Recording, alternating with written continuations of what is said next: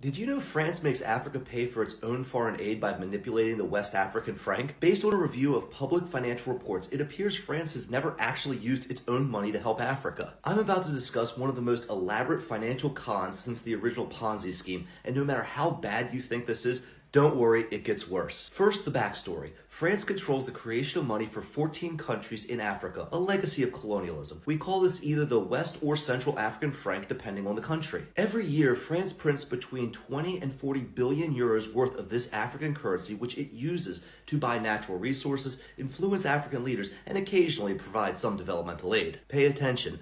France prints the Africans' own paper currency and then exchanges the currency they just printed for physical goods and resources. You might be tempted to call this counterfeiting, but they already have a word for this in French. It's called seigniorage. Here's how the French have flown under the radar. France manages this African currency by pegging the West and Central African franc to the euro at a 6.55 to 1 exchange rate. This has made the African franc one of the most stable and predictable currencies in Africa today. You may even think at first glance that the West African franc is essentially a euro.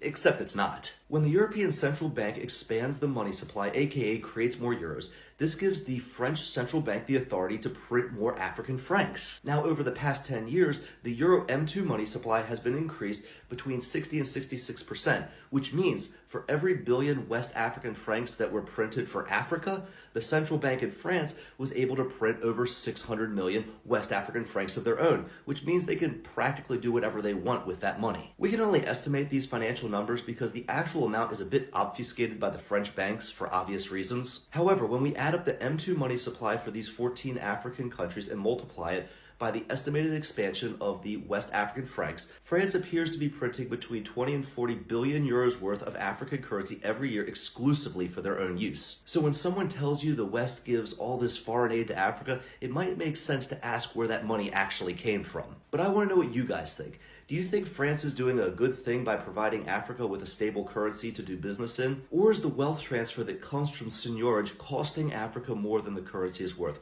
Let me know in those comments below. And as always,